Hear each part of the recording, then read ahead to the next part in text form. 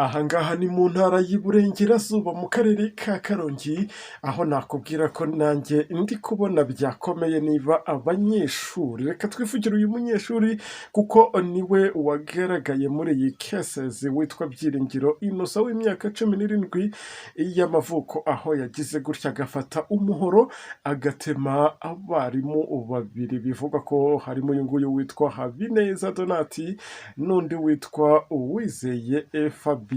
Ibi ngibi rero bikaba byabaye bifite aho biturutse, ari nabyo nyine kugenda nkubwira ukamenya neza amarorerwa cyangwa se ishyano uyu munyeshuri yakoze, dore ko ngo yabategeye mu nzira bataha akabatemagura. Murumva rero ibintu bikomeje kuba bibi buri uko bwije n'uko bukeye, niba umwana nk'uyu nguyu atinyuka gufata umuhoro akaba yatega, abo navuga ko ari abamuha ubumenyi, ni ibintu rero bitagaragaza isura nziza. Reka nkwibwire ko YouTube channel yanyu ari nayo yacu kiri yayindi ni Subiza TV, hano mukura amakuru aba yizewe kandi amakuru abagezweho mu nyemerere n'ayangaya nyabageze, ariko kandi ari nako mpikaze n'abandi bakigera kuri uyu muyoboro wa YouTube channel aribwo bwa mbere twabahaye ikaze. Reka tubabwire ngo umukore no kuri iryo jambo ryanditseho subscribe cyangwa sabona bitewe nuko mubyita, ubundi mufungure na kariya kantu k'inzogera, niyo nkunga ya mbere muraba muduteye, kandi kubana natwe nta gihombo kirimo. Muze no kugenda muduha ibitekerezo byanyu muri komenti. Reka dukomeze n'iyi nkuru ahangaha muri iyi ntara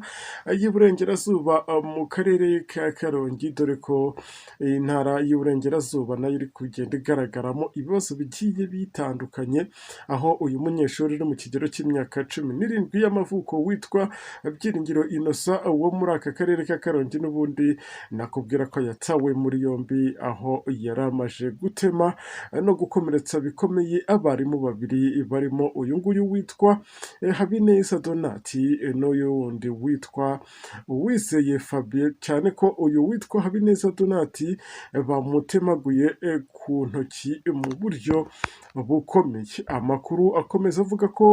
hari mu masaha y'umugoroba, ubwo abanyeshuri n'abarimu bari batashye, aribwo uyu munyeshuri w'imyaka 17 y'amavuko wiga muri groupe scolaire ya Rubi, ahangaha nakubwira ko ibi byabereye muri uyu mudugudu wa Muciro, aka kagari ka Gisiza, ni muri uyu murenge wa Rugabano. Ibi bikaba byabaye ku itariki 9 Gashyantare 2026, ubwo uyu ngo yatashye mbere yabo akaza kunyura iwabo agafata umupanga utyaye neza cyane, agafata umuhoro, nibwo yaje kubategera mu nzira. Rero abarimu barimo bataha, nibwo yaje guhita atemamo babiri, ubwo ni nabwo induru zaje kuvuga muri izi karitsiye, abantu barahurura, ndetse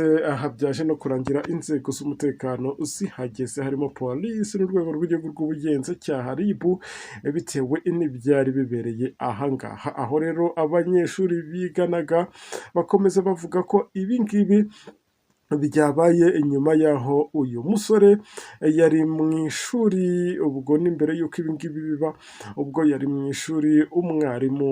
amubona ari kwiga ahetse igikapa mu mugongo, gusa amusaba ko yagikura mu mugongo kuko yabonaga kiri kurangaza abandi banyeshuri. Uyu musore rero aho abera kasha, ubwo we yahise abona kamushebeje hagati y'abanyeshuri, biramurakaza cyane, yumva ko mwarimu nyine amuraburije cyangwa se amusebeje, amwambitse ubusa. Undi rero inzika yarayibitse kuva muri ayo masaha kugeza aho atahiye, aribwo bivuga ko ngo yagiye akabatura umuhoro mu rugo iwabo, akaza gutema aba barimu babiri, akaza kubatemagura nk'uko nagiye mbikubwira ko yabategeye mu mayira bataha. Bivugwa ko kandi abo barimu babiri batemwe bose bagiye kwivuriza ku kigo nderabuzima cya Rugabano, aho umuyobozi wa GS Rubona Kubwimana Valeria, uyu nguyu yavuze ko umwarimu witwa Uwizeye Fabien ari we wababaye cyane ndetse ko atari kubasha kugenda neza. Yagize ati uyu munyeshuri witwa Byiringiro Innocent wabatemye yari umunyeshuri usanzwe nta myitwarire idasanzwe twari tumuziho, ibi ngibi ngo bikaba byanatunguye abantu benshi babonye uyu munyeshuri ukora ibintu nk'ibi ngibi, aho bamwe bagiye bavuga ko ibi ngibi ushobora gusanga bifite ibindi bibyihishe inyuma, ngo kubera ko nta kuntu umuntu nk'uyu nguyu wiga ufite imyaka nk'iyi ngiyi ahita atekereza igikorwa nk'iki ngiki cyo kuba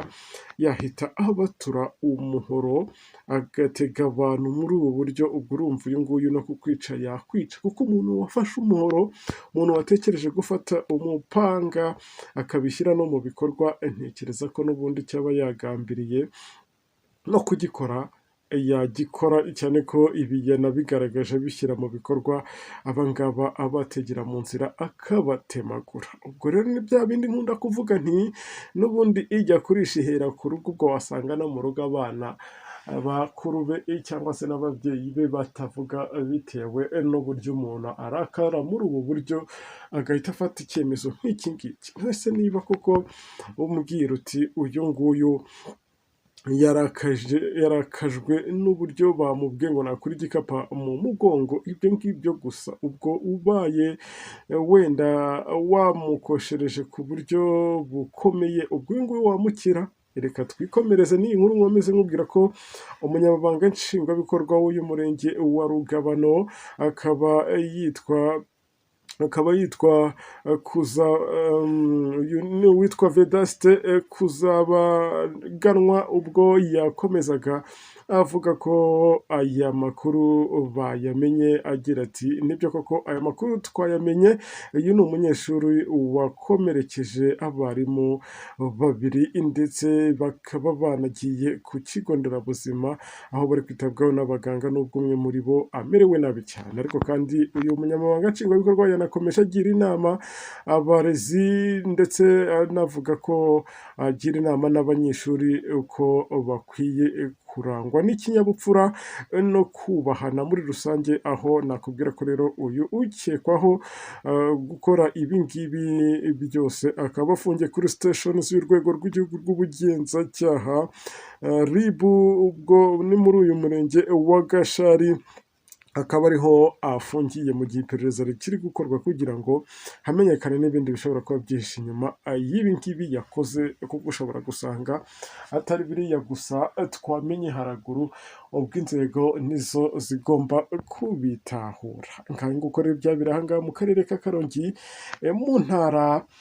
y'Iburengera bwari. Ubwo reka nizere ko wari unteze amatwi usobanukiwe neza byose, reka nkushimire nkubwire ngo wakoze, ariko kandi reka nkubwire ko YouTube channel ikiri ya yindi ni Subiza TV, hano mukora amakuru ya nyayo kandi amakuru aba yizewe. Ndabakunda cyane,